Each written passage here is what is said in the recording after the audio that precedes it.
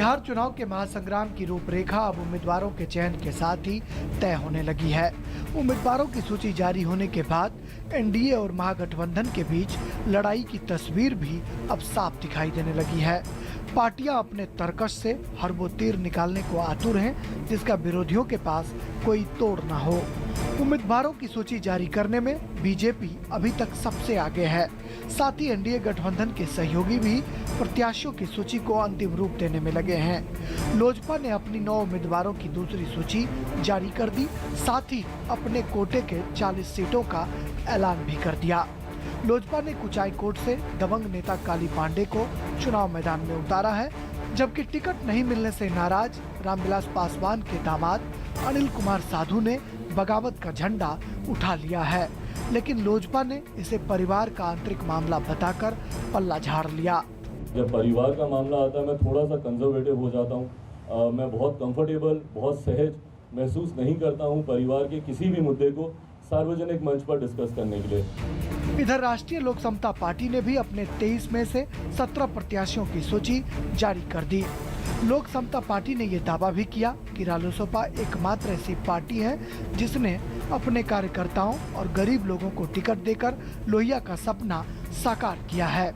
लेकिन press conference के दौरान ही नरकटियागंज से टिकट नहीं मिलने से नाराज अशोक गुप्ता ने रालोसपा के खिलाफ बगावत का बिगुल फूंक दिया। 23 विधानसभा क्षेत्रों में हमारी उम्मीदवारी होनी है एनडीए में, जिसमें अभी 17 स्थानों के लिए नाम हमने तय किया है। हम अब चुनाव विरोध करेंगे, पूरे पूर्वी चंपारण में विरोध करेंगे, निर्दलीय चुनाव भी लड़ूंगा।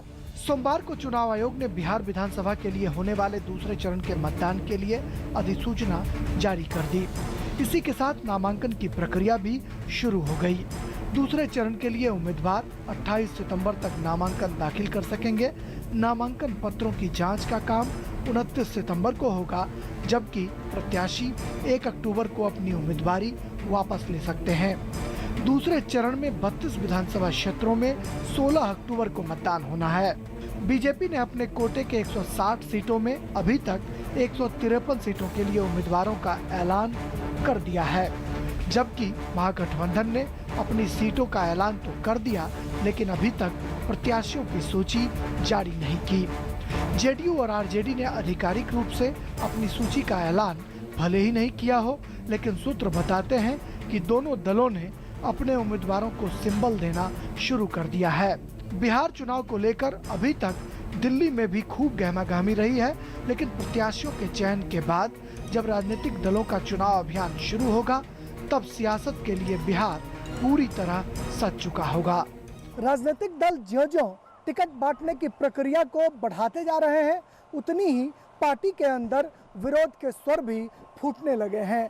एनडीए के महत्वपूर्ण घटक दल राष्ट्रीय लोक समता पार्टी के एक कार्यकर्ता ने बाकायदा पार्टी पर कार्यकर्ताओं की उपेक्षा का आरोप लगाया है। कैमरामैन IPS आहलूवालिया के साथ राजेश राज, डीडी न्यूज़।